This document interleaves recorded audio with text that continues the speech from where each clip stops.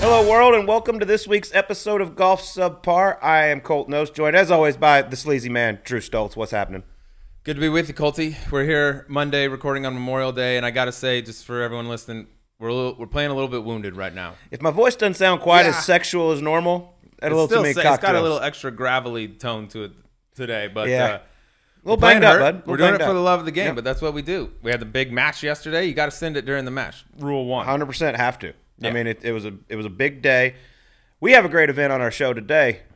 The man Joel Dahmen sits down with us. Yes. You know him very well. Yeah. Played a ton of golf with Joel growing up, back when he was Jicky Jack Joel, not PGA Tour Joel, and he's got some great stories. Always one of the best interviews in golf, but be a guy, even before he is, who he's become now, like, was always the guy at the mini tour event, Canada, Corn Ferry, whatever, always having like the best time. Mm-hmm. Always the fun dude, great always attitude. The first guy if you want to grab beer after the round or on Friday before the weekend. Or during the round. Or maybe at the turn. Joel was the dude, and he's basically the exact same guy now. Like, it's been cool. He is awesome. He's one of my favorite guys to play with when I was out on tour. Just has a great perspective on life and the game of golf, and awesome attitude. So much fun to play with, and very fun to interview as well. And here he comes, Mr. Joel Dahmen. We did record this before the Scottsdale Open, where he was the betting favorite. We did not know it at the time. You went toe-to-toe with him. Actually clipped him, I believe. I did. No big deal. That would have definitely been brought up had we recorded after the Scottsdale Open, but this was before. But we get some Jicky Jack stories. We get some PGA Tour stories. He's one of the best dudes out there. Here he is, Joel Dahmen. All right, this beautiful specimen sitting next to us right now, currently the 33rd ranked player in the FedEx Cup standings, and according to an article that I just read before the show, one of the best interviews on the PGA Tour, Colt. Ooh. Pretty big accolade. How do you feel about that? One of the best. Where would you rank yourself? Depends on how many drinks I've had. How many have you had? How many have you had today? Started about 9, couple IPAs, got into a little tequila. All right, so we're working on it. By the end of the show. By the time we get home for dinner, my wife's going to love me. You'll have met the quota. She loves you. She never gets mad at you. That is correct. That's not correct. I did Swiffer the floors before I left today. I did the dishes. I did a couple things. And we were supposed to have this podcast a few days ago. Late cancellation, by the way, which we won't bring up. Bit of a diva move, Colt, if we're being honest. Our second person to do that to us. I've come to find out it was due to like house chores or something like that, wasn't it? I had to hang some lights. There was an outdoor project that had to be done. Well, she threatened me. We had her mom and dad over that next day, and I had to have these hung lights over their backyard. Well, they've been hung for like 6 months. But the guy didn't do it properly, so I was supposed to put a cable through from 2 sides of our house to a pole in the backyard, and I can barely screw it. I can barely brush my own teeth, let alone use like a screwdriver and hang lights across the backyard. So a process that I thought was going to take about an hour took a lot longer than that, and then didn't get done properly, so had to fix it again the next day. You just got to come with the excuses. Look, I don't want to hurt myself. I got to play golf. I was on a ladder. That's dangerous. Exactly. That's too much. I mean, if you fall and hurt, where's the income coming from? My life insurance policy. You sent me that picture of it, and I was like, so who, what, you're doing this? You're the one hanging these? Exactly. That was a problem. Interesting. Quarantine.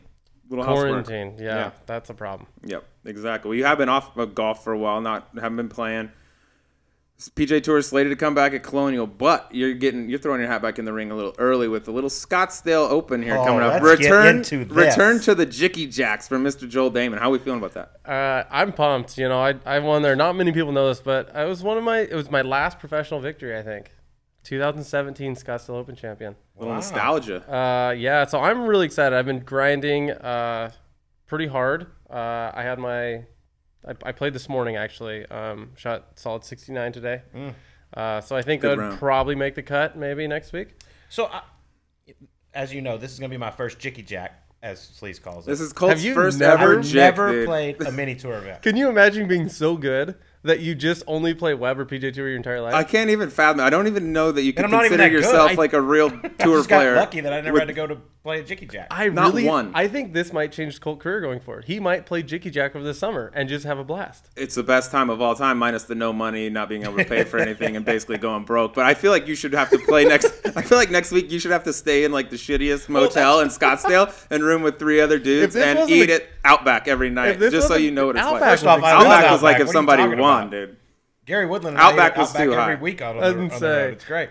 You're gonna have so much fun. If it wasn't quarantine, Jiggy Jack, you would have an absolute blast. I'm gonna have a blast anyway. But I said this last night. I was like, it's not gonna feel like a real one. I'm staying at home. Yeah. And I'm driving my car down there. I'm not like sharing a hotel room with a bunch of dudes. What do you think about Parker Open for him next year? Parker Open's right up. Dude, See, I got a whole list of shit you can play next summer that will really give you the vibe. If you win like 3 of them, you can break even. It's a great Sounds like a tour. great All you got to do deal. is average like 64 across the board, and you'll push for the And year. then beat all the guys who like don't count all their scores.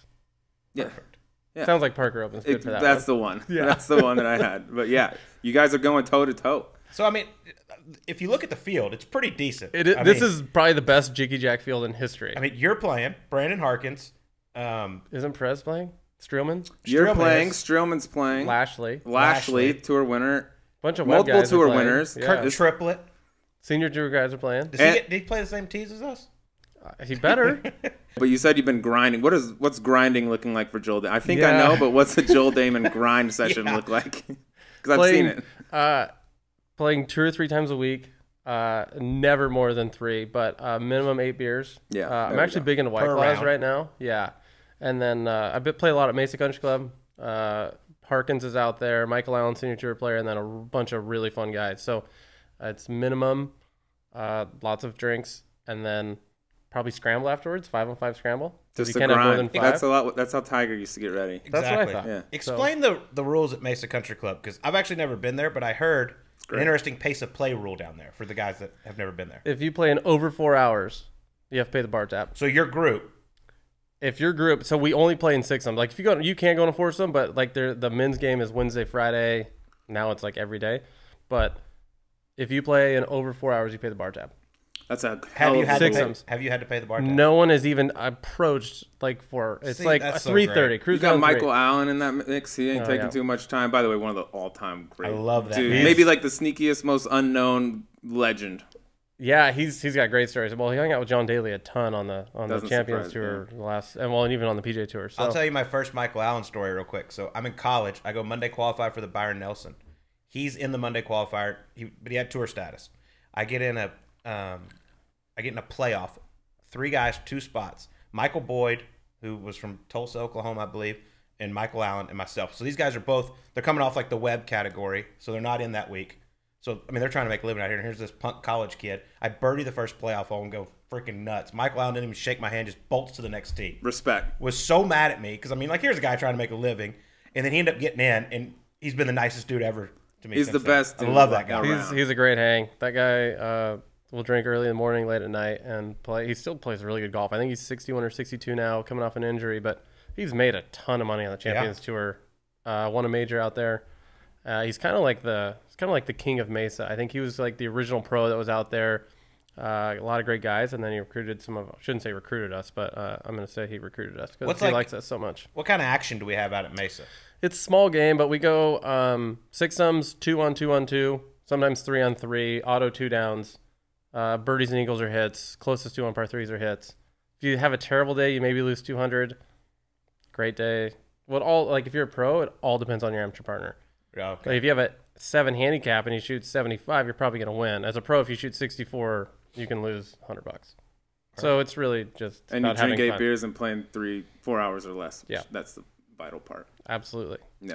Well, let's go back to a little earlier days, okay? You stop trying to read my notes over here. I see We got a lot of I see you we got a trying lot to of creep. cheaters on this Yeah. podcast. You and Stoltz have these nice laptops. You got We are like professionals. Yeah, dude, this I is didn't real realize. I was journalism. expecting way worse out of you guys. This is real incredible. journalism stuff.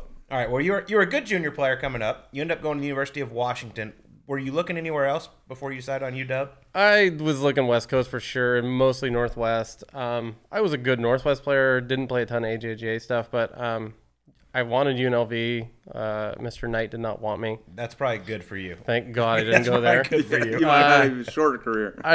College. That's impressive to do Yeah. that, but it would have been.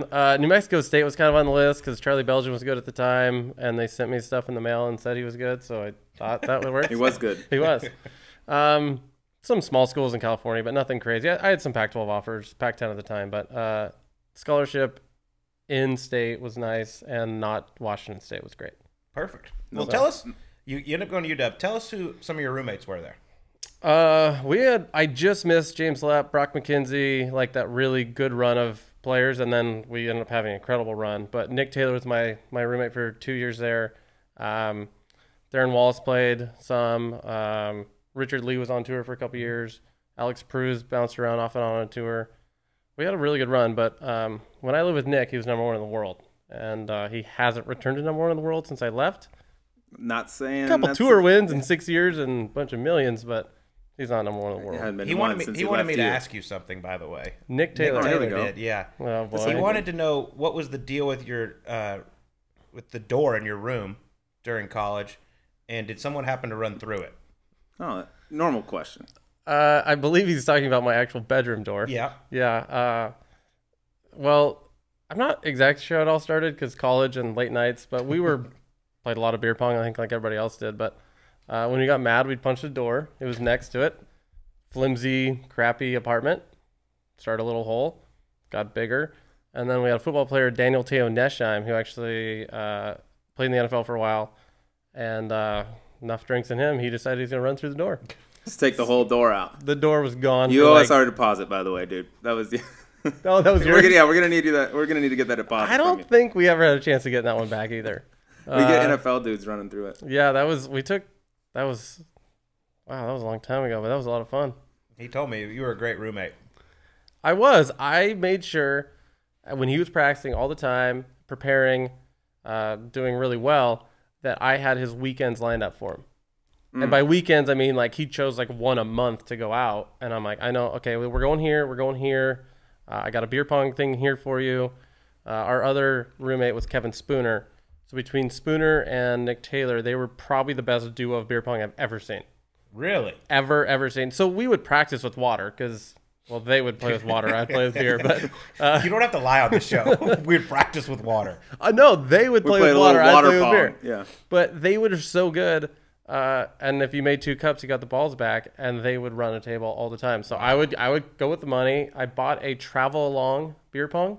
You guys ever seen those? No, I didn't know that was even a thing. Oh yeah, so it folds up in like a 3x3 thing you just carry around. So you take it to the party, unfold it. Here's our table. Boom, line them up. $20 to play, and I was kind of the middleman, and I awesome. raked. Yeah. They never. I don't know. Like I'm sure they lost, but it was late at night when they finally lost. Golfers are good at all those little like bullshit games like that. You know what I mean? I Like think if we did like and a beer bags. Olympics, like beer sport Olympics, we would probably win almost every. That's a good idea. Against like other sports. We're patenting Other that sports. right now. We put our trademark on that. We're patenting that. We're gonna. See, I feel like the NBA guys, their hands are too big to hold the ping pong ball. It's like That's Shaq good. when he was shooting free throws. Exactly. That's what. I mean, you have cornhole, you got darts, foosball, ping pong, pretty good. all the bar beer games. chugging. Golfers are good at. I can't I'll chug. volunteer for that. All right, You you can be our chug? chugger. All right. Yeah. I'm Do you drink beer? I thought you only drank vodka. Well, no, this is tequila. Oh, I you switched drink- a year ago to tequila. Do you feel healthier, slimmer? You look great, by the way. Yeah. I don't know if I feel either of those, but my hangovers are better. Hangovers are so much better. So much. It's not even, it's unbelievable. You stay clear tequila with something clear to mix it in. You're Like I used to dialed. wake up after a long night with vodka, and like I would have the flinches at impact trying to play golf. In tequila, I'm like, oh yeah, Just I'm have another banged one, up, and but then you're gonna I go can still again. hit That's it. how I felt my whole career, Yeah. Flinch. with or without vodka. Yeah, Well, So I know what it's had, like. Yeah, you kind of had a long putter. You didn't quite anchor. yeah. I started that. High High I bombs started that dude. rolled like 250, and then you'd get it around the green, and you were Then I was great dead. top tenner. Thank you. That's what I was, dude. Just a steady Eddie. Got A your lot entry of fee top back, tens. paid the hotel bill, sometimes enough for Outback. Once in a while, bloomin' onion. Is that you treat yourself on the Jicky Jacks yeah, without dude. back? Yeah. Remember the tournament we showed up on the same plane to Vegas? I think you won, right? Was it a Yeah, gateway it was event? the first Did time you I win won. that one? And I Yeah. played good. I don't know You were what I top did. 5, I Top think. 5. Yeah, you no were- big deal. Whatever. And we just happened to be on the same flight to Vegas. We And I didn't still talk. remember we that. didn't, yeah, No, we didn't know we were coordinate going to it. Vegas. You were didn't know going that. with the group. I was going with the group. I remember I walk on the plane. Joel's in the back row, and I was like, "Is that Joel?" And I get back there. He's already got like 1 or 2 of the little mini bottles empty in front of him. I was like, "Yo, I'm gonna sit right here." He's like, "Yep." And we sent it for the next. I don't know how much you can drink in 45 minutes on a Southwest flight to Vegas, but we won. I was about to say, if it was a 45-minute flight, if it was 50, they would have been making an emergency landing. Like, get these 2 idiots in the back off of this Thank airplane. God it wasn't longer. Yeah, that was fun. You knew how to do it. Isn't But it funny the flight to Vegas, how loud and happy everyone Oh. is, and then the flight home, everybody's just dead. and I remember doesn't driving talk. home from Vegas. Oh, It God, might have been yeah. that trip, actually, because I met guys from here and we're like, oh, let's drive back. Cheaper at the time, obviously. And I said, I will never drive home from Vegas ever again. There's I don't not care a if worse it's in a idea. limo. I don't care if I have a bed in the back, I'm never driving home from Vegas again. It's one of those things you plan at the beginning, and then when it's actually happening, you're like, I'll never do this again. Yeah, the great thing about flights is you just get another one. You just move them back. Yeah, and then you get back, Southwest, and then yeah. back, and Yeah. then back, and then like you're like, oh yeah, that's fine. But a car, you have to leave at like 1 to get home by dinner time, and that's miserable. Yeah, it's no good. And we were going back to your Washington days. You were up there. You sound like you're having a pretty good time. Maybe a little bit too good of a time, being that famously you didn't make it all the way through the 4 years there. What was the cause of that? Was it because of this, the beer pong and stuff, or was it just like, I don't really like school? I didn't like school. I had no.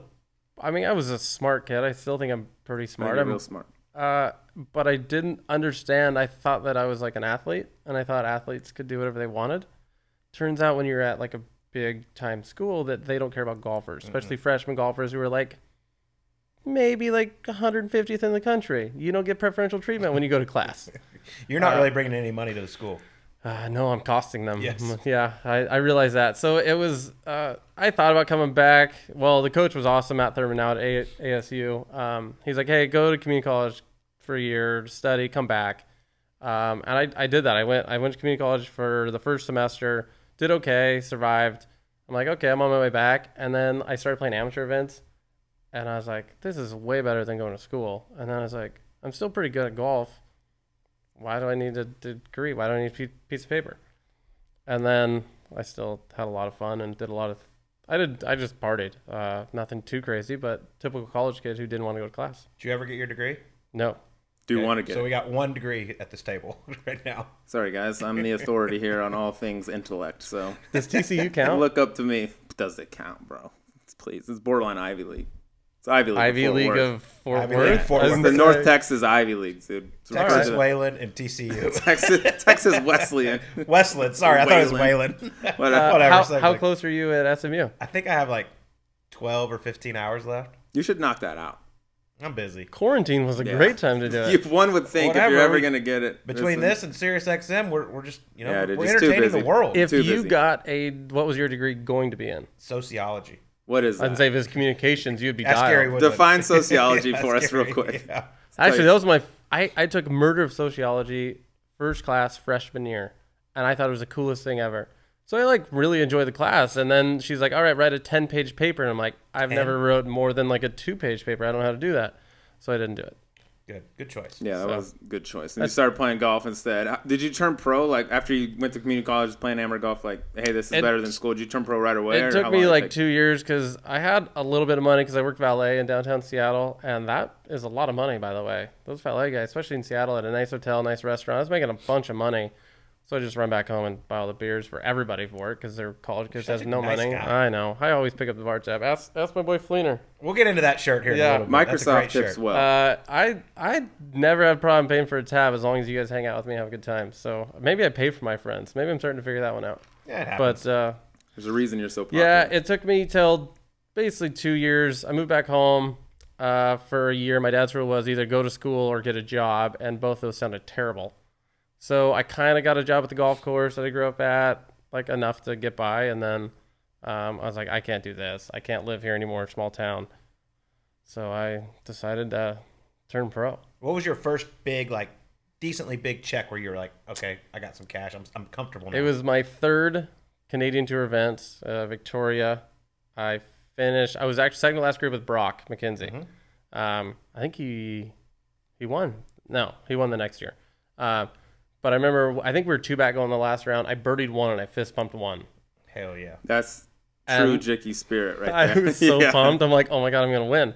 And then I didn't. I get it. I think I cashed like 7 or 8 grand, and I was so wealthy. Like, I wasn't rich, I was wealthy. And I just thought that I've made it. Like, this doesn't get better than this moment right here. And now when you're on tour, you finish 40th and make 30 grand. You're like, God. Yeah, the tour will really numb you real quick. It will. I'm trying to not be numb to that, but the tour's cash is. But dude, in comical. Canada, like you mentioned, you finished whatever, you made 7, 8 grand. Like I traveled with guys like Graham DeLette before he came up, Yeah. right? I was playing the same multiple years up there with you.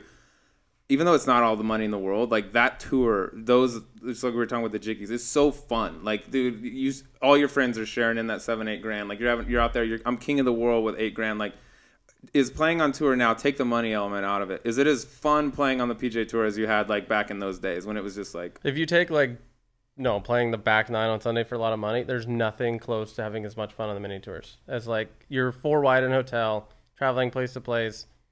You're all in it together. You're rooting for your buddies as hard as possible. Out on tour, you're like, oh yeah, whatever, you'll just be fine. But like you're like rooting for everybody around you. You're same crappy cities left and right. I do love Canada. So they're not that crappy up there, but Sorry, No Grandma. offense to the country of Canada. It's just there's I love Canada. The camaraderie of mini tours is completely different. As soon as you get to web tour, there's still some camaraderie because you're still kind of just hanging out. But the tour, there's no camaraderie. It's like, oh hey, we're fun. Let's go to a nice dinner, and it's like, okay, that's fine. And then your wives hang out, and then you hang out with other guys. But the camaraderie of mini tours is so much fun. Yeah, and the fun, like, did you have to? So you obviously came off of Canada, go to the Corn Ferry. Now you're on the PGA Tour. Did you have to like tone down? Now that you're on the PGA Tour, are you like toning down the fun? Because dude, we used to go on that on those tours, right? Yeah. Like I can't imagine you're still like it's a total different business. The up group there. I had went really hard in Canada. I think it was no one else. Well, Harkins made it. Strickler made it for a year. A couple of those guys, but we didn't have like you had like Graham Dillette and Dre Gonzalez. Like they made it and they've done stuff. And there's been a couple guys, but they weren't a part of our crew. It's like Finau was up there for a year. Well, he didn't hang out with us because he was doing something like He was you're like supposed to be getting doing. better, yeah. Yeah. So I didn't understand that for a couple years, but once I saw everybody I thought I was better than moving up, at least to the web tour, I'm like, man, I should probably do what they're doing. That sounds like a better idea. So it took a couple years of having fun, but I knew that I had the game, or I thought I did. No one knows, I guess. It's kind of a hard deal, but I realized I had to practice a little bit, had to tone it down at least during the golf portion of things. There's plenty of time to have fun as a pro golfer, which I realized, and that's not necessarily on a Friday or Saturday. Mostly on a Sunday. Yeah. Fridays are great if you miss a cut. Sunday nights are way better, Sunday nights are way better. especially in certain places, which we will. Dude, I got a story real quick. When I remember one event in Canada. We were in Saskatoon, right? It was Graham Dillette's home joint out there, right? Yeah. That links course that was up Yeah. there. I remember I was playing well. You were having like a weird one-off week or whatever, and we were hitting balls at the same time on the range. And I was like all nervous. I was like, dude, if I win, like this matters and all this stuff. And you like couldn't care less. I think you were already going to graduate. You'd already won like once or twice out there. But we're sitting there hitting balls, talking on the range, and you're just firing these intentional. You're like, Stoltz, watch this, and you would hit the hardest shank I've ever seen in my life on purpose, and like look around. People were like looking at you, like, yo, this dude's got the shanks right now. But you had this intentional shank that you were just working on the range. You still got that? Yeah, I do. I'm pretty good at shanking the golf ball. I think if you can hit a hosel, you can hit the center, and if you practice a hosel, it won't come up when it's not supposed to come up. But a pretty good hosel story. I was last year. Well, yeah, I guess last year at Wells Fargo, Max won, but we came after the rain delay. We only had 4 or 5 holes left, and I'm in second place. Probably no real chance to win unless Max hit it in the water, made some major mistake. But I was hitting hosels before we were going back out, and I'm in second place at Wells. And like I can hear guys like laughing behind me, like in the crowd. There's 10 or 12 guys, but they're like, "Oh my God, can you believe what's going on?" And This guy must be just nervous. like, can't. He's done. Yeah. Almost always, I go to the range. I try to set up on the left side so everybody can get a taste of the hosel Yeah, coming they can past all them. see it. Yeah. And now most guys know what's going on, but it's still hilarious to see some people and the reaction when I'm hosling 3 or 4 in a row. Where's the wells? That was on. Those were intentional shanks. on Those that were. range. I was nervous. That's I was a having fun, unique but warm-up routine. yeah. I've never heard that though. If you can hit the hosel, you can hit the center. If you could dodge a wrench, you could dodge a ball. That's See? true. You know. But like, I mean, I'm serious. I've tried to hit shank. I'm terrible at it. It's And so Yeah. hard. like this old guy, Todd Fisher. I shouldn't say he's old. He's just a veteran guy that was out on the web and all this. I mean, he was unbelievable at hitting just intentional hosels. I remember one year at the Players, he brought an old, like a club he wasn't going to use, and would shank a few in a row in the water on 17, and the place was just like going crazy. But he put that old club in Jason Gore's bag, and he went over and grabbed one of Gore's clubs, shanked it, snapped it over his knee, and threw it in the water. And everybody was like, "Oh my God, he just broke one of Jason Gore's clubs." That is a great moment. it was Especially really at funny, 17 yeah. at Sawgrass. Yeah. Maybe put that in your pocket for the right time. Gino, if you're listening, can we get an old club, please? Yeah. Thank you. Yeah. There you go. I mean, you just said Gino, so we might as well get into him. I mean, y'all have one of the greatest relationships on the PGA Tour. Gino is your caddy. Yep. He's been with you for a very long time. He started with you before you even actually wanted him to start with you. True. Yeah, it was. I graduated off the PGA Tour Canada in 14. Played great that summer. He wrote me an email like well, he said he wrote it all summer, but it was delivered like the Monday after I had officially graduated. And he's like, I want a caddy for you. He wrote out this long email, and it's just he's gonna like get a Honda Civic. He's gonna make it like modify it to where he could like sleep in the back and drive the entire circuit, and how he could like do it. He at the time he had a young kid, married obviously, and I'm like, I don't think you understand what caddying is, man. It's like hard work. It kind of sucks mostly, and I'm on the web tour. I'm not gonna make any money. He's like, no, let's do it. I believe in you. We can do this whole thing. So I like kind of left it on the back burner for like 3 or 4 months. He's like, so am I going to quit my job or not? And I'm like, man, if your wife says okay, I talked to Holly for a while. She said, give it a go. His in-laws were super helpful. His parents were helpful with the kid. Holly had a good job at home. He's like, I'm sick of my desk job. I love golf. I want a caddy. All right, dude, come on out. And there were some growing pains for him. And I wasn't, first year web guy, not great, learning everything. He was learning a ton, obviously. So we went through some growing pains, but he stuck it out. He always believed in me more than I believed in myself, which I thought was incredible. He's like, man, I think we can do this. And it's great to have your best friend when you hate to call the web tour a jinky jank, but it's not. But the way that we travel kind of is. We'd drive 7-8 hours. We'd always stay in the same hotel together. Eat Firehouse. We ate a lot of Firehouse subs, which was I actually drove past one the other day. I'm like, ooh, I kind of miss that place. There's one up north. Fine dining. Let's go. We'll go back just for old time's sake. So we did a lot of that stuff, which was fun. But he always kept me in line as far as golf concerned. Like there was plenty of time for fun. But yeah, when it was time to play golf, he had me ready for it, and I'm glad that he's with me now because he put in the time and the effort as much as I have, certainly. That's awesome. And you've said in the past before, like you guys have arguably the best relationship, I would say, of player caddy on PGA Tour, but you also say, I fire and unfire Gino every single round, right? There are times where you're fired and then you're back in, right? Have you guys ever legitimately had a situation where you're like, hey, maybe we need to explore other options, or like genuinely be mad at him? Yeah, it's like a brother. Like you can get really mad at your brother for like days, but like he was so good about not taking what I said personal. Like I would fire some shots at him, not fairly, obviously, but he always came back with like a great attitude, was willing to talk through it. And I'm like, hey, I just want this in this situation next time. And he learned from every little mistake. I obviously learned as well not to beat him up all the time, and it's really came out to a great situation. But we had one, well, it was web finals, so it was, I got my card off the web tour in summer 16, so I played rookie year kind of 17 and lost my card, went back to web finals. And I was in like right near the lead, knowing like top 5 gets me my card back. And I said, this one hole, don't let me hit driver. And I talked him into driver. Okay. Hit in the trees. And then I said, all right, we talked earlier, like this week I just got to chip out, don't make doubles. He told me I could hit the shot. Well, I talked him into it, but he said, okay, made double. And I lit him up. Like, I've never lit anybody before. Like, I'm like, this is costing my job. Like, you go all through this whole thing. And I have 10 holes to play. And if I play like 1 over in these 10 holes, I'm going to get my card back. He's like, I called him some bad names and lit him up. And I kept going. I hit my shot on 9. And he turned around and he goes, I wasn't effing trying to screw you up. Like, I'm here for you too, whatever kind of a deal. And he settled me back down, and we went on with it, and actually made double on 18, but still played well enough the rest of the way to get my card. And I just broke down in tears after I knew I'd finished. I knew I'd get my card back, and broke down in tears. I'm like, I'm so sorry I treated you that way. It'll never happen again. I think that was a huge growing point for both of us, and I don't think I've definitely never like lit him up anymore. Obviously, he knows I'm mad at him when he gives me a wrong club or wrong read, but that's pretty standard. But since then, I think that was like a turning point with me anyways, of treating like this guy's in it for the same reasons I'm in it. The money I make goes to him and his family, and he's out sacrificing as much as I am. And it was a cool moment. I think it was a real big transition in our career, I guess, as you could say. Yeah, so you learned a lot from that moment. But back in 2017, you actually caddied for him. I did. In, I think, a mid-am qualifier. I did. It would have been... yeah, it was 2 weeks, a week before that crazy moment, or 2 weeks before that crazy moment. So we were right before the Boise tournament of that. There was a mid-am qualifier in Idaho, McCall, and caddied for him. I've never seen my caddy. Well, so I play with him all the time. He's a good player, obviously.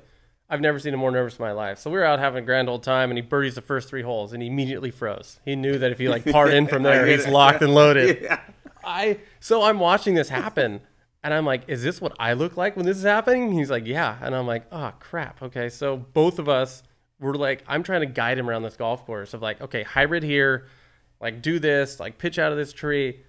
And it was a really wild experience, and he made an incredible par in 18, thought to get to a playoff, ended up guy making a bogey, and he got in. But that was a really cool moment for us because that was his first USGA event he qualified for.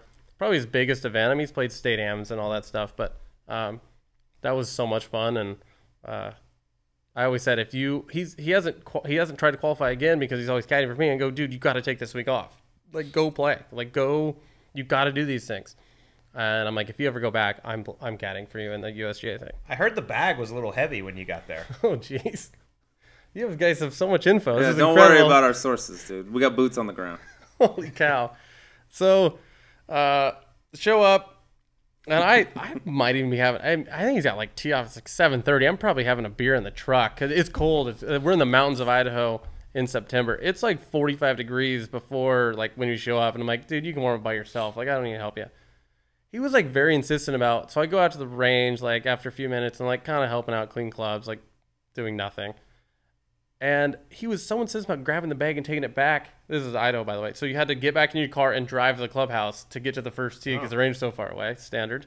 And I'm like, why is he so insistent? So I finally grab it like to go to the first tee, and I'm like, this thing is a brick. He's got like a hoofer bag, a standard small bag.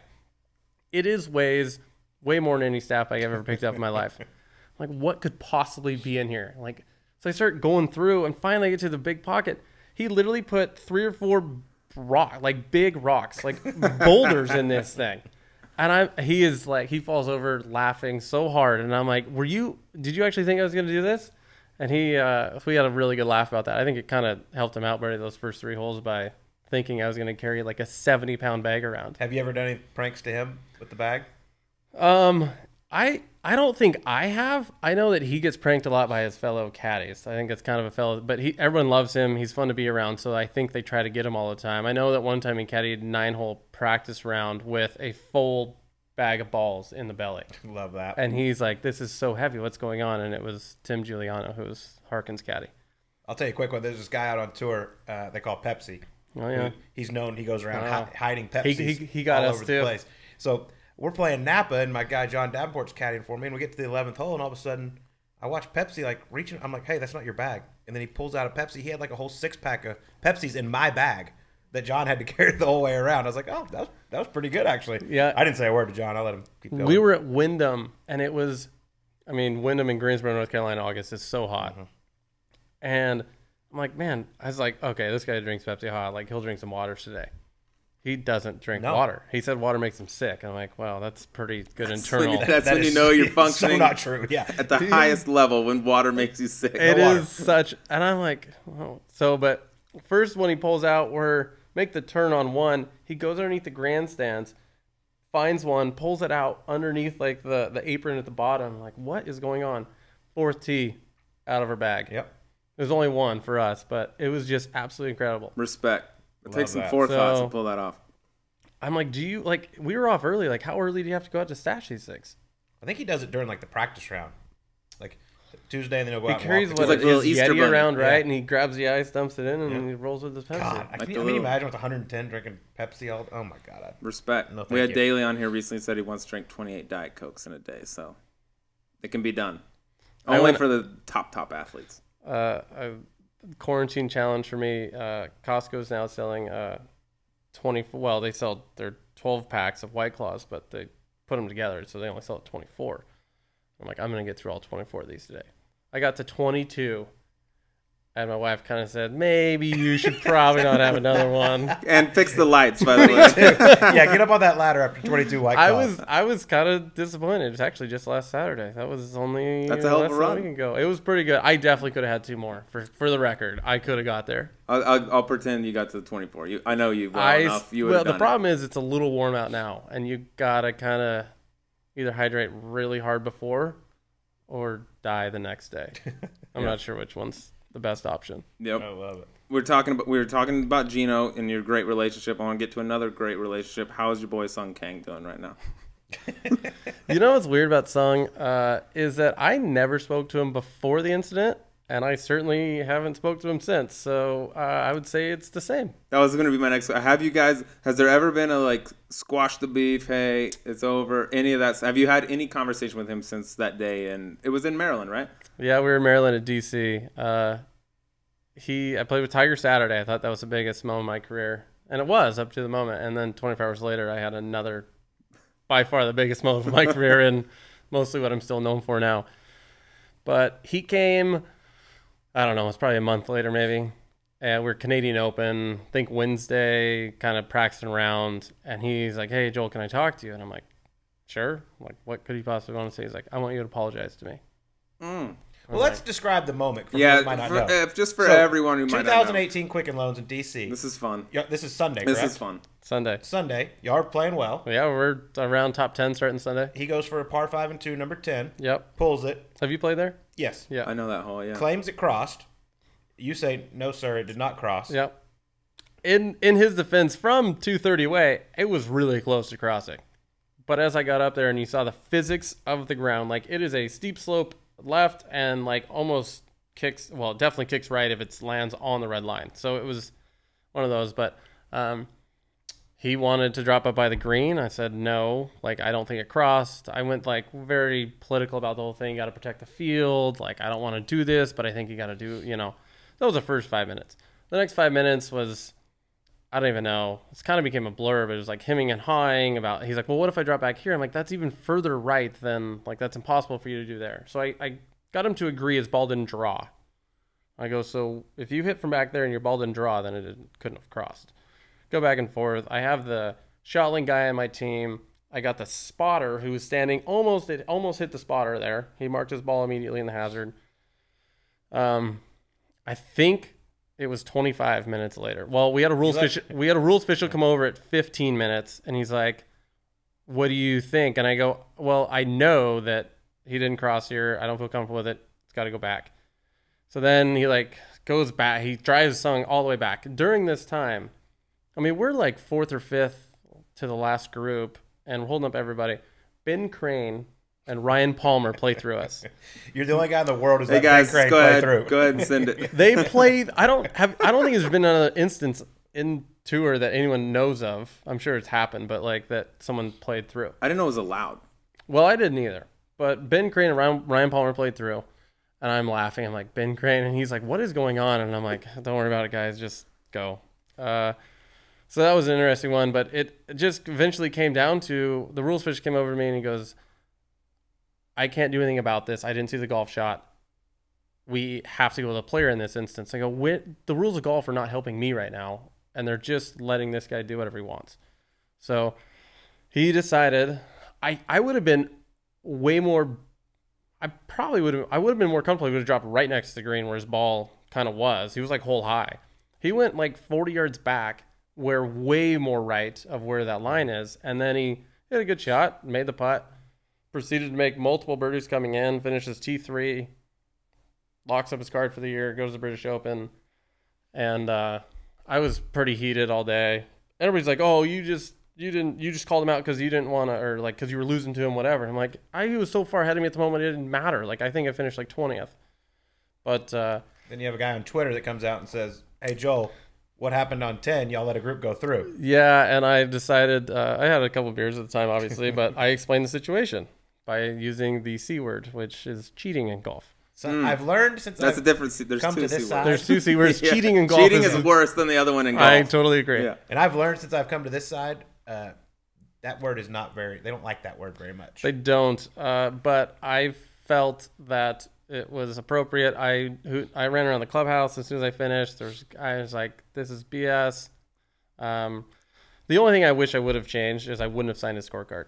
I talked to Gino about it for 8 holes we finished. And I was like, so I signed. He's like, "If you don't sign, someone else is going to. So Yeah. like why waste Yeah. 10 minutes of your time?" Like the only thing that would have just really firmed up everything, I just wouldn't have signed it. A rules pitcher came in, signed it, and would have been done. But I still put it this way: he withdrew the next week. I had my career best finish of 5th at Greenbrier. The next week at John Deere, I had my career best finish of T2. So I slept okay, played great, and he's obviously a good player. He won last year. He did whatever, but I think. So take us back to Canadian Open. Give me that conversation. I got to know what happened to the conversation. So, Canadian Open. So we're Wednesday, whatever. He comes up. He's like, Joel, can I talk to you? I was like, sure. I was actually in the middle of my first putting lesson with this coach who I'm paying quite a bit of money to help fix my putting, obviously. And he goes, Joel, I want you to apologize to me. I said, apologize to me? I go, look around. You should apologize to everybody else that was in that field.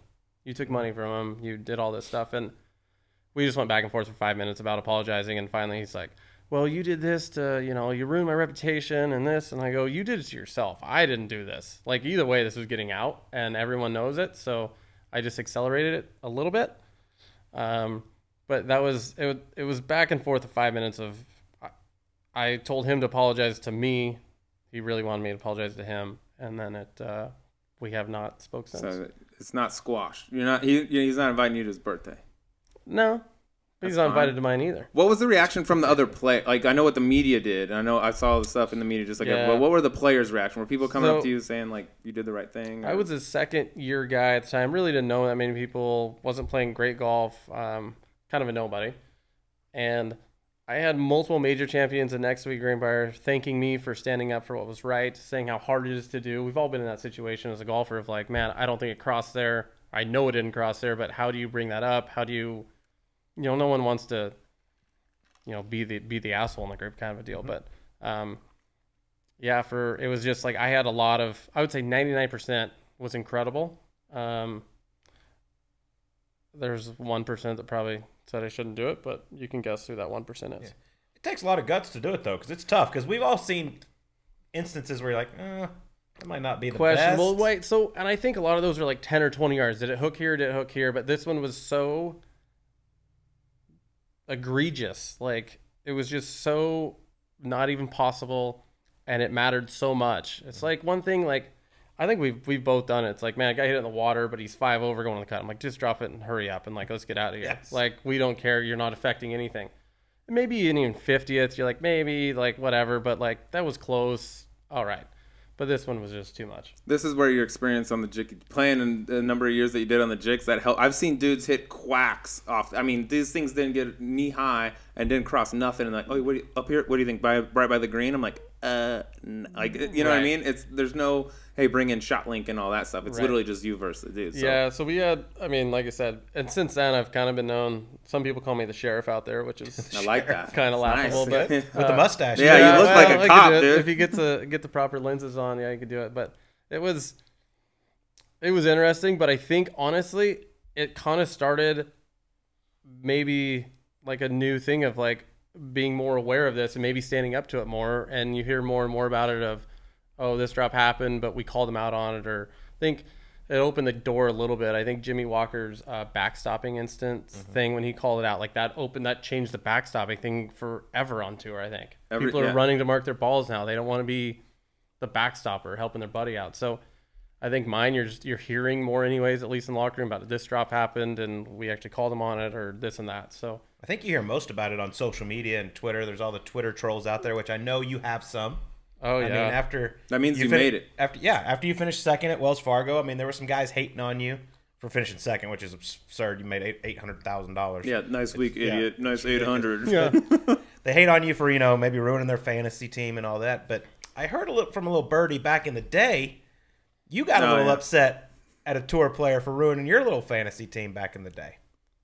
Do you know this off the top of your head? This is good. Wow, you guys have gone so deep. I don't actually know. So I heard you confronted Jason Gore about messing up his fantasy team back in the day. Yes, the truth comes out. I don't even know if I remember this either.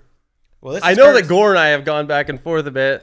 We've had some fun. I don't know if I recall this one. Well, luckily I did have fantasy teams prior to I'll just read it who I got it from real quick so I can make sure I get it correct. We're serious about journalism. We have multiple sources. You guys are full on media now. You guys are the enemy. This ain't a joke, dude. This is not a joke. So just to refresh your memory, this is from the great Andres Gonzalez. There you go. Just And for your source. He's basically Honest Abe. He wouldn't lie. He goes, we had an outing at Coeur d'Alene Resort, and Yes, Jason we did. Gore was one of the pros. It was later in the year, maybe 2015. Joel went up to him and said he had him on his fantasy team and that Jason needed to step up his game. Jason didn't seem to know how to take it and perceived him to be perturbed. Joel didn't let up the whole day. I do now. It's come full Recall this circle one. now, dude. So Now you're now on the you other can't get side. mad at these haters since you were one of them before you made it. I was, but I needed that fantasy money to keep going, guys. Good point. This is different. That's This lunch is, money. I needed my at that time I think I was in we call it the Montana League. I don't know, some guy in Montana run, but there's hundreds of people in it now. It was a little smaller back in the day, but you'd pick one guy. Sorry, you have 25 points. However much money they made the previous year was their point total. 5 million is 5 points, 1 million or less, or rookies are 1 point. And I kind of thought Gore might maybe like a sneaky 1-pointer. I don't think maybe he's coming off the web for his 19th time, or maybe he kept his card. I'm not Bear sure. him again. Come on, it's down. There you go. Well, now he's player relations with the USGA, Yeah. and we just his job is to get ripped on, I guess. So, yeah, but I mean, it was probably a crowd of a couple hundred people were doing a clinic type thing, and we all had mics on, and I lit them up pretty good. That's good. It's all But come back. I think I played despite him. Obviously, I think my team was good enough to get my money back that year. Okay, good. All right, that's good. That's a good story. You got a lot of good stories. Let's get into a little story time right now. We're going to rewind it back now. That's a good story about Twitter. Rewind it back to the Jickeys back in our days when we were playing. I remember a certain event. You were on the Gateway Tour. I believe the event was Papago, right? this is an Papago Golf all-time Course. story. This I is a love great. this story. I'll leave it there. You just take over from there. You know what? This You know is the one I'm such a talking good about. story. Yeah, it's one of the best. It was a spring of 12. I had just met my now wife. Love you, Lana. And we were pretty new. We were only in a month or two. So it's, pretty smitten by this young gal. And played Papago first 2 rounds. Pretty sure I'm going to miss a cut. Cruised to her place. At the time, she lived in Arcadia. We like to have fun, obviously, still do. But we went out early, crushed it, had a great time. I got like an email, like Blue Golf would send an email, like you have a tee time at 8 o'clock. And I'm like, I didn't make the cut. I don't know how it's possible. Whatever. I'm too far and having fun. Not stopping now. Go out. Great time. I'm like, yes, I'll get up at like 6 a.m. to get to this stupid thing and to shoot 75 and collect my last place check and get my entry fee back. Well, I wake up, go out to my car. No, not true. My car was in Old Town. So I had grabbed a cab to Old Town to get my car, locked my keys in my car. That'll happen. My clubs are in my trunk. I have no golf clothes because I stayed at her house. I got nothing. So I wear the same. So I call Ryan Prey, head of the tour at the time. Go, Ryan, I'm just going to withdraw. Like, just give me last place money. Like you would give me other, like, 5th place. Which Yeah. unless Yeah. you shot I'll take 65, that. you were Don't worry getting about it. anyways. Yeah. So I was like, I'll just show up. I'll just whatever. So he's like, no, come down here. We'll get you. We'll figure it out. We'll go through like all of our clubs and we'll give you something. Well, we get out there and he's like, oh, I don't have my clubs. Tom didn't have his clubs. The other tour guy, and I'm like, all right. He's like, oh, just grab a rental set. And I'm like, I just want to go home. Like, I'm gonna shoot a million anyways. So I grab a rental set. It is like a regular shaft. I think like an R7 at the time. So I go into the shop and like, does anybody have like a lob wedge I can use that's actually like decent? Grab a kid's lob wedge. He's like, don't hit it out of the desert. Like, this is new. I'm like, That's so good. all right, that's fair. I'm like, can I borrow a putter too? This thing sucks. So I grab a putter. The first tee is par 5. And normally you get home and easy. And I moonball this thing like 240. And I'm like, this is what I'm playing with today. I'm like, I got to get out of here. I think I was playing with Eric Meyerdirks as well. It's kind of a mini Who tour hits legend. it 350 yards? Yeah. Yeah. So you're 100 yards I behind. am miserably hungover, cruising around, but I shoot a bogey-free 67. I don't know how I did it. I birdied all 4 par 5s because I had to lay up, wedged it, and I birdied the short par 4 12 with another wedge. Bogey-free 67, move up to like 7th place or something like that. Make another like 4 or 5 grand, and I'm like, that is an unbelievable round. No one will ever appreciate what I just did with these golf clubs. That's arguably the best round you've ever played. I remember That hearing is about it. Like definitely- word was trickling down. They're like, "Yo, Joel's playing with rental set today." I was like, "Oh, he's gonna shoot 100. This will be great." And then I get in, it's like, 6-7, huh? Cool. So he just beat me, beat and me. I had all Yeah, my I was stuff like, I and I got went to bed all my early. shit. I Great. got my real clubs. It That's one of the was- better rounds that doesn't get enough attention. I agree. That one does not get enough attention. But that was a really good round of golf. I I remember like super hungover, sweated it out to where you feel okay, and then just dying like the last like 3 or 4 holes. I'm like, I got to get this in the house. I think I had a really good up and down from 30 or 40 yards in the last, and I was so jacked. And I'm pretty sure I drove right back to Lana's house, and we started drinking again. I just made an extra 4 racks. Let's go spend it. That's what you do on the Jigs. Of course. That's you get it. I got one last Gino comment from him for you. So how'd you guys get his number? Don't worry about it. I've got skills, bro. Anyways, he tells me that you have the self-proclaimed yips with basically at some point you've had him with every club in the bag or every facet of the game. This is interesting. Which I've never heard this. So I want to discuss this. And I'll just give you an example. He told me, he goes, I'll tell Joel he has 100 yards to the front and 110 to the hole, and your response will be, that's a sandwich. I can't hit that club. I have the sandwich yips. And it just happens like randomly throughout the year. And I got more examples, but I just want you to kind of explain to me how the hell one of the best players in the world can have the yips with every club in the bag. There comes a time that it's just not going to work. And not if you would ask me to do it maybe earlier or later than that, I'm like, oh, it's 110 like sandwich. Got it. No problem. But every now and then I get this feeling. And I'm most definitely amateurs can relate, I think. I'm probably golfers, but I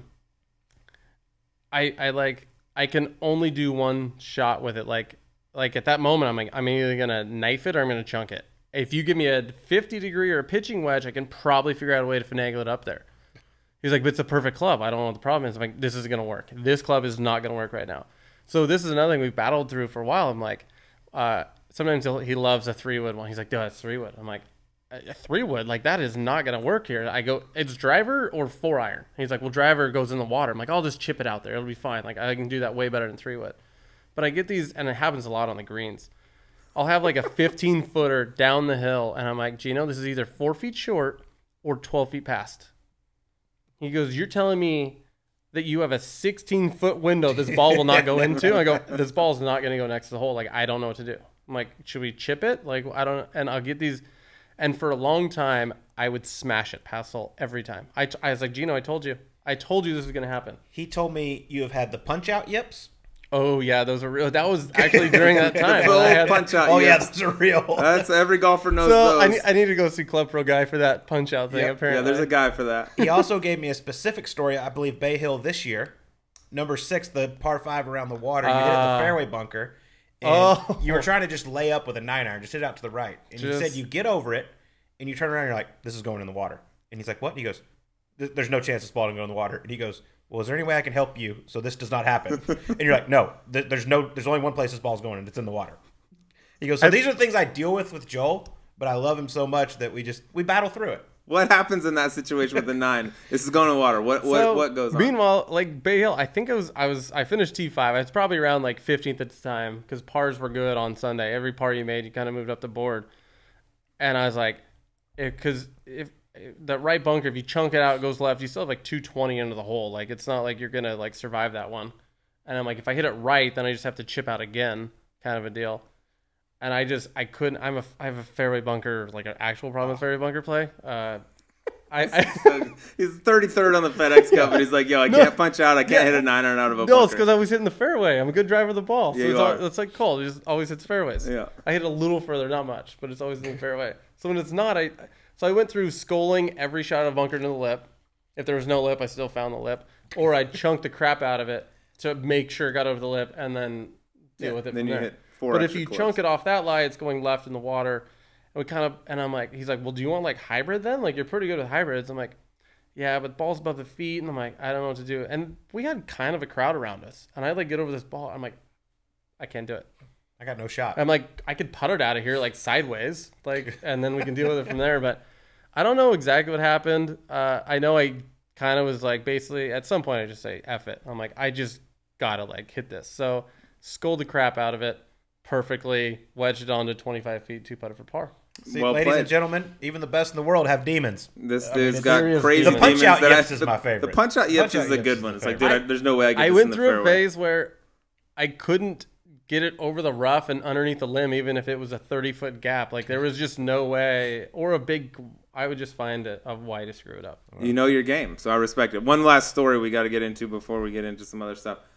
But you had another very unique situation this year at the Zozo. Max Homa actually wrote in wanting us to ask you about this. So your last, I believe it was the Sunday round. Correct me if I'm wrong, but Max wants to know. Tell us about your course management strategy there, coming down the stretch on the par fives at Zozo this year. You guys talked to Strillman last week, right? Mm-hmm. Yeah. Did he bring this one up? He did not bring this one up. He was saying, but he was your playing partner, correct? Yes, he was. So we were in Japan, Zozo. It was my second week over there. We played Korea first, then went to Japan. 2 weeks over there is a long time, especially when you're like rain delays in Japan and you're stuck, and the hotel was average and the whole setup was pretty average. So now I'm struggling with kind of like, get me out of here. My wife and I are going to Bali the next week, and I'm like, just get me to Bali. Like, that was kind of our honeymoon. We waited a long time to go, but like, this will be incredible. Like, just get me out of here. I was already in last place, so it didn't matter what I did. But I'm like, Gino, I'm going to withdraw. And he's like, no, you got to stick it out. Like, da-da-da. So we go through this whole thing. So anyway, Sunday night, Max finishes, and most of the field finishes. So we're in the hotel lobby drinking and having a great time. Standard Sunday night, but I have golf to play. 6 holes left. We drink plenty. And then it was like noon, it was midnight or 1. And I'm like, we got to go out tonight, guys. Like, karaoke bars in Japan. Like, of course we got to go. What else are you going to do? So my wife, Max Home, and his wife, Lacey, and Justin Thomas was having a good time. So we're like, all right, let's go out. We ended up going to a place called The Cage, which is a karaoke bar that's cool in that area. But we were intoxicated. We go, have a great time. I'm not sure what time we got home. Pretty late. I have to catch the bus to the golf course at 6:30 in the morning. Catch the bus. My wife actually like turns sideways and kicks me out of bed. I'm like, I'm not going. I'm not going. This is not good. So get out, go there, go. I don't know, hit balls. I think I slept on the locker room floor for a while. Got out, go out there. First hole is water on the left. Snipe driver in the water. Next hole or next shot, I got to drop. I only have like 150 yards over water. I can get to the green with the next shot. Cold chunk it, like right in front of me into the water. Like it goes 10 yards in the water. I look at Gino. He starts laughing, and at this point, we're all laughing. He looks at Streelman, and Streelman is buckled over laughing so hard. He's never laughed. Like he's dying laughing because he knows I'm not in good shape. So grab whatever, hit the next one on the green. We go to the par 3, and I'm like, Gino, how many balls we got left? We have 1 ball left. We have a 210 par 3 with water short right, all the way short right. No, sorry, we have 2 balls left. Par 3 water, ball goes in the water. Now I have a 50-yarder layup. Well, 50-yard shot to the hole, and there's water still in front of me in the hole. I pitch it almost sideways to make sure the ball doesn't go in the water. Chip up. I think I make triple. And Streelman can't stop laughing. At this point, then we join the group in front of us because the last 2, the rule is on the back nine on Sunday, you can make a foursome out of it. So Ches Reevy joined, and a local Japanese guy. The Japanese guy has no idea what's going on. He's like still trying hard, bless his heart. And me, Ches, and Streelman are just trying to finish. Next hole, hard dog leg right, all around water.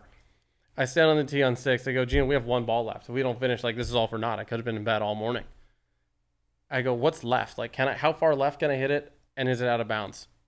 Smoke hook it left, like gone. Hybrid barely gets past the water. And after that, I'm home free. Cannot lose a golf ball the rest of the way. It's all tree line the rest of the golf course. So I don't even know what I shot, but I like made like quad double or quad triple, probably double. And then like came in the house okay. Probably bogeyed 9, but incredible. Last golf ball. Yeah. And I got pitched sideways. Yeah. No, 50, it was over water. I mean, 50 yards hung over water. That's stress. Max told me he was playing entire holes with he's like, dude, he was playing wedges down par 5s just because he's like, this is my last ball. I showed up here. I'm hearting it out. I ain't WD or DQing or whatever. At this point, I couldn't. I had to get through this round. So we got through it. Then my wife wanted to tour Japan, so I had that afternoon of in the city of Tokyo cruising around. It was a rough go, but kudos to you. I got my 1 or 2 FedEx Cup points. Yeah, it could be the difference. This could if this every point matters. That's the at the end motto. of the year. This'll I owe Gino a lot of money. If you squeak into East Lake by a point or 2, you're gonna look back on that round and be like, that was the one. Mm-hmm. That's the one that did it. Yeah, it's true. Even if you win. Too bad Struma didn't tell the story. Yeah, well, we may have been purposely left out with saving it for you because that's got to be one of the only times on tour that guys are playing par 5s with wedges. Oh, that's so good. Okay. All right, well, now we do this segment with every guest. It's called Emergency 9. Nine fun questions to get to know the great Joel Dahmen a little more. And I'm going to let Sleazy Man start it off. I'll kick it off. This is a constant here on the show, but we got a movie being made about the life of Joel Dahmen. You're the director. Who plays you? I don't know anything about movies. You don't need to. I'm going Jim Carrey. I mean, from Dumb and Dumber. That guy's legendary. Works. Maybe actually Harry's probably more my style, but I had a Jim Carrey like bowl cut for a long time that came below the hat. That's a good answer. So Jim Carrey would be You good. have an answer. Yeah, I had James Franco for you. He's a bit strange. No one really knows what to make of him, but I like him. And that's you. I had Steve Carell. He's kind of, I don't know. If he shaved the He's mustache, funny. It's got to be a Steve- funny guy. Yeah. Steve's too maybe good at his job. Too 'cause talented? He can do like It's just based multiple. on looks and who can represent you. And That's has fair. nothing to do with how good they are. Oh well, I like. Jason Sudeikis as a backup for you. If Franco can't do it, I'll pull See, him. I don't even know who those guys are, but Yeah, you know I like him, Jim dude. Carrey. Funny guy from all kinds of shit. All right, number 2. I don't know if you know this or not, but this whole golf subpar thing is kind of like the hotel business where if you don't cancel within a certain amount of time, you still got to pay a fee.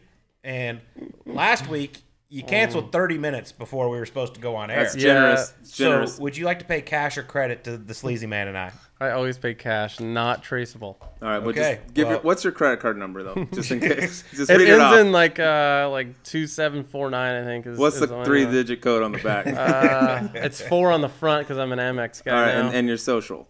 Quick. It ends in like Just stop. 519. There's smart people out there that'll figure this Someone's shit out. hacking you as Yeah. we speak. All right, But next seriously, question. we're going to need that cash. Yeah, we're gonna want that. Okay. Best on-course cocktail for Joel Dahmen. Tequila lemonade. Tequila fresca is the jam. It's Joe A lot of Sposey. people like that. Yeah, that's a popular one What'd for you tequila call it? guys. This guy at Whisperock, Joe Oh. Sposey. I mean, it's basically give me a Sposey. It's like a triple tequila and Yeah, it's Fresca. like 9 tequilas and then Yeah. fresca. Well, I need probably half and half. All right, all right. All right. Well, there's this popular game around the world. I'm going to change the words a little bit. It's going to be marry, sleep with, and kill. Yeah. Okay, Make we're gonna love go- to. No, just sleep. You got to cuddle with them. All right, yeah. Because it's going to be all guys. And it's, Yeah, you know. passionately. Marry, sleep with, kill. Engage Max with. Homa, Brandon Harkins, Gino. Or you can blow your own head off. Wow. Yeah. Wow. I'm going to marry Gino because we're basically married. Oh, boy. This is the Someone's one. about to get mad. This is the one I want. The next one. I figured that one. I got Harkins to sleep with because we've done it before. Okay. This is incredible. We've Harkins and I have had. Well, he was one of my Canadian buddies back starting 2011, and our wives are super close. My wife was actually in their wedding. Didn't make the cut. Thanks, Brandon. That's shocking. Yeah, well, he has so many boys from back home, and we were newish. Just started dating. You and Well, we were Brandon. 2 years in, but so yeah, Harks, he's close, and we have a lot. So Max is So dead. you're killing Max. So Max is dead. That's what I want. Well- is that because of Wells Fargo? Well, like Max completely outplayed me. It wasn't like I did something weird or he did something weird in the last hole to win. Like he completely outplayed me on Sunday. But yeah, I mean without that I'd have a tour win and life would be probably just. I mean, I love Max, but it'd be a hair better without him. That makes sense, actually, now Good that I think answers. about it. Yeah, the Yeah. Wells Fargo. You probably, if you kill him, you might inherit that check, too. So, All right. all right. Number 5. Next question. Song or artist you're most ashamed to have in your iTunes? Not ashamed, but like embarrassed. Like, I know you got some soft stuff in there.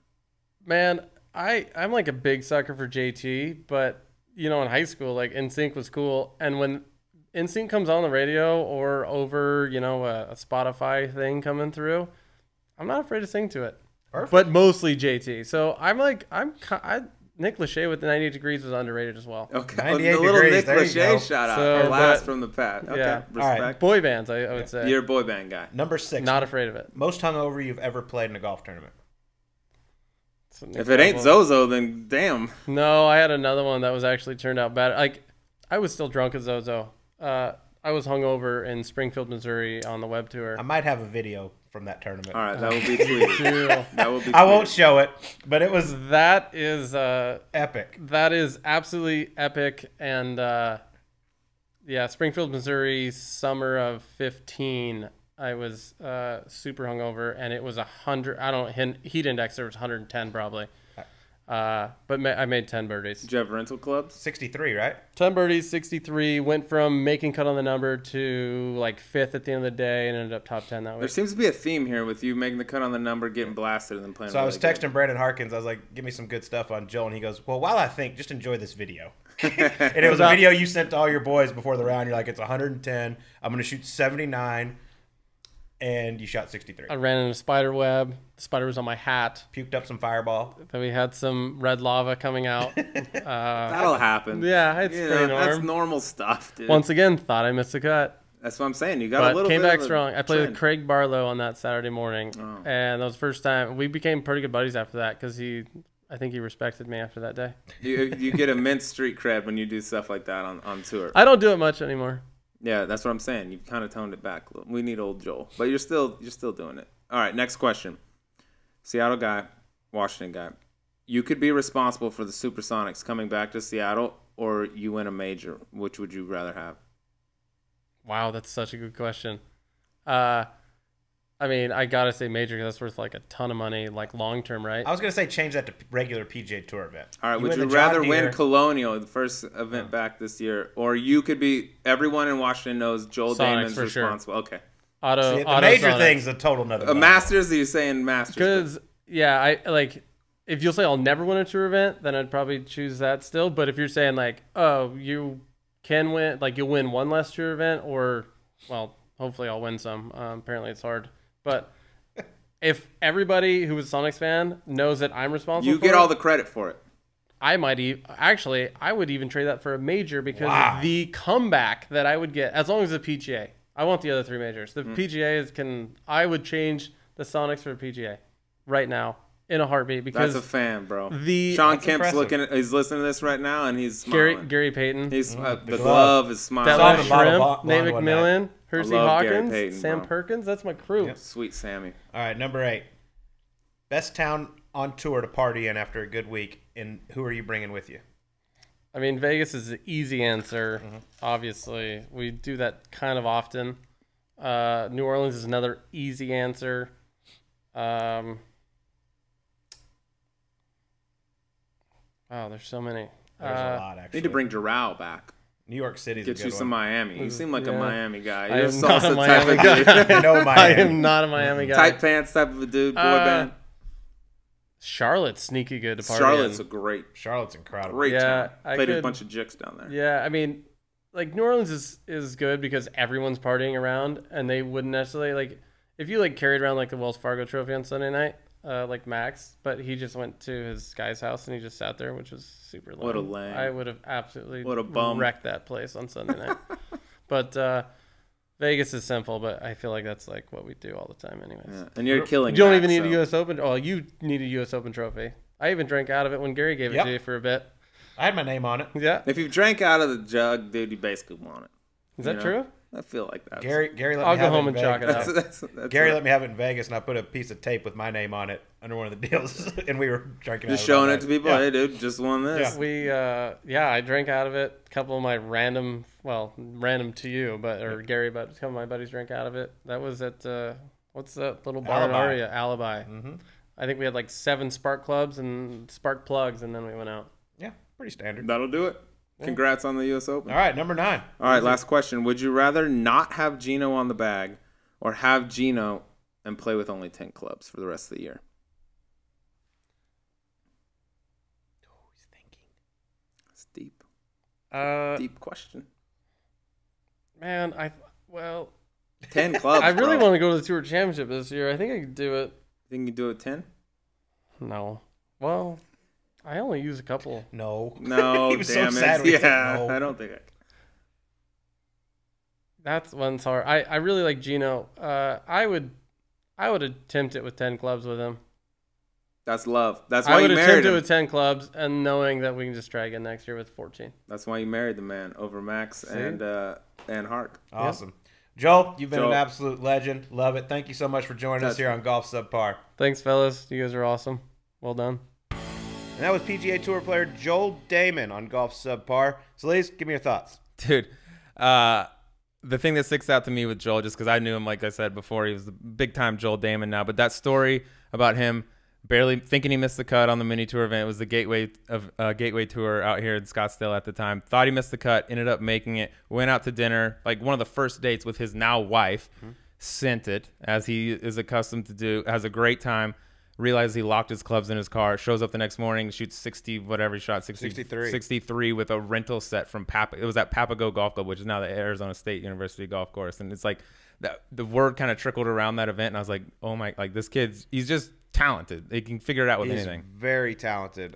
Absolute legend out there on the Jicky Jacks. Yeah, he was tough to beat. I don't think we'll see him on the Jicky Jacks much anymore. I think he's found a home. Yeah. I think he's found a home. He is great, but I mentioned his caddy a lot. Just their relationship is really cool, and I love the story I shared with me that like he's had the yips in every part of his game. Yeah. Like even the punch out yips or a sand wedge yips from 100 yards, just all that. I mean, tour players are mental nut jobs kind of. Yeah, and I love it that it's like a specific thing. It's like, no, dude, I got the 7-iron yips. I'm fine with 6. I'm fine with 8, but we cannot hit a 7-iron right now. It's just weird stuff. And the Sung Kang story too, dude. That one got a lot of buzz at the time.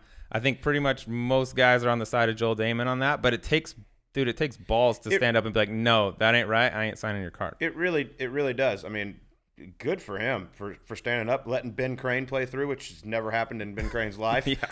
But like you said, it takes a lot of guts to call a player out like that, because that can obviously ruin a relationship pretty easily. But I mean, he's got to do what he thinks is right, and like you said, either that or you don't sign a scorecard. Tough situation, but he handled it great. Yeah, and I think most of the players probably side with him, but he knows if he refuses to do that's going to be an unpopular thing and it's going to cause waves. But he was like, look, dude, there's no way that crossed. I ain't signing this. So he's fun, man. We'll get him back in here at some point, and looking forward to seeing him back on tour. Well, we hope everyone had a great Memorial Day. That's it for us this week. We'll talk to y'all on next week's Golf Subpar.